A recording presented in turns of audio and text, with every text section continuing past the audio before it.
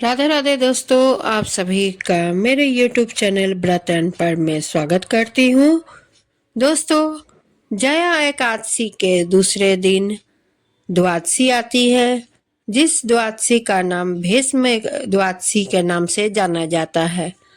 दोस्तों, यह भीष्म द्वादशी क्या है और इसे भीष्म द्वादशी के नाम से क्यों जाना जाता है, इसे आइए जानते हैं। और सबसे पहले मैं आप सभी से कहना चाहती हूँ, भीष्म द्वादशी के व्रत कैसे करना चाहिए, इसकी क्या विधि है और इसे करने से क्या फल मिलता है, ये सब मैं बाद में बताऊंगी। सबसे पहले तो भीष्म द्वादशी की कथा सुने, पूरी कथा सुने और पूरा वीडियो देखे, तभी भीष्म द्वादशी की विधि और इनका फल आपको समझ में आएगा। आइए जानते हैं भीष्म द्वादशी की कथा क्या है। राजा शांतनु की रानी गंगा ने देवव्रत नामक पुत्र को जन्म दिया और उनके जन्म के बाद गंगा शांतनु को छोड़कर चली गई, क्योंकि उन्होंने ऐसा वचन दिया था। शांतनु गंगा के वियोग में दुखी रहने लगते हैं। परंतु कुछ समय बीतने के बाद शांतनु गंगा नदी पार करने के लिए मत्स्य गंधा नाम की कन्या की नाव में बैठते हैं और उसके रूप सौंदर्य पर मोहित हो जाते हैं। राजा शांतनु कन्या के पिता के पास जाकर उनकी कन्या के साथ विवाह करने का प्रस्ताव रखते हैं, परंतु मत्स्य गंधा के पिता राजा शांतनु के समक्ष एक शर्त रखते हैं कि उनकी पुत्री को होने वाली संतान ही हस्तिनापुर राज्य की उत्तराधिकारी बनेगा, तभी यह विवाह हो सकता है। यही आगे चलकर सत्यवती नाम से प्रसिद्ध हुई।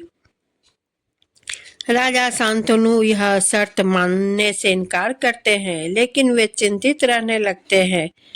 देवव्रत को जब पिता की चिंता का कारण मालूम पड़ता है तो वह अपने पिता के समक्ष आजीवन अविवाहित रहने का संकल्प लेते हैं।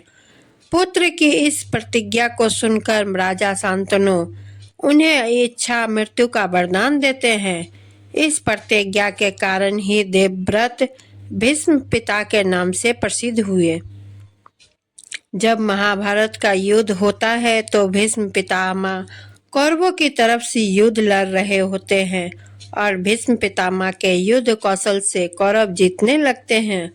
तब भगवान श्री कृष्ण एक चाल चलते हैं और शिखंडी को युद्ध में उनके समक्ष खड़ा कर देते हैं।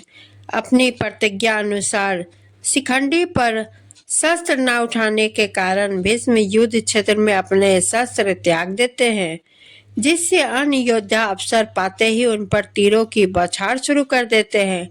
महाभारत के इस महान योद्धा ने सरसैया पर शयन किया, इसलिए कहा जाता है कि सूर्य दक्षिणायन होने के कारण शास्त्रीय मतानुसार भीष्म ने अपने प्राण नहीं त्यागे और सूर्य के उत्तरायण होने पर अपने नश्वर शरीर त्याग किया। उन्होंने अष्टमी को अपने प्राण त्यागे थे। उन्होंने पूजन के लिए माघ मास की द्वादशी तिथि निश्चित की गई है, इसलिए इस तिथि को भीष्म द्वादशी के नाम से भी जाना जाता है। भगवान ने यह व्रत भीष्म पितामह को बताया था और उन्होंने इस व्रत का पालन किया था, जिससे इसका नाम भीष्म द्वादशी पड़ा। यह व्रत एकादशी के ठीक दूसरे दिन द्वादशी को किया जाता है। यह व्रत समस्त बीमारियों को मिटाता है। इस उपवास से समस्त पापों का नाश होकर मनुष्य को अमोघ फल प्राप्त होता है। भीष्म द्वादशी के व्रत का महत्व। भीष्म द्वादशी, जिसे हम गोविंद द्वादशी भी कहते हैं, इसका व्रत जया एकादशी के अगले दिन द्वादशी को किया जाता है। इस दिन एकादशी के व्रत का पालना भी किया जाता है, किंतु इस वर्ष जया एकादशी और भीष्म एकादशी दोनों का व्रत एक ही दिन किया जाएगा। शास्त्रों के अनुसार यह व्रत बहुत ही शुभ और उत्तम फल देने वाला है।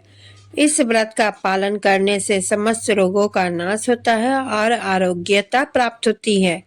मनुष्य के सभी पाप नष्ट हो जाते हैं, मनुष्य की समस्त मनोकामनाएं सिद्ध होती है, मनुष्य को जीवन में संतुष्टि प्राप्त होती है, सुख समृद्धि में वृद्धि होती है, उत्तम संतान की प्राप्ति होती है, धन धान्य में वृद्धि होती है, सौभाग्य में बुद्धि होती है, वृद्धि होती है। इस दिन पितरों के निमित्त श्राद्ध एवं तर्पण करने से उनकी आत्मा को शांति मिलती है।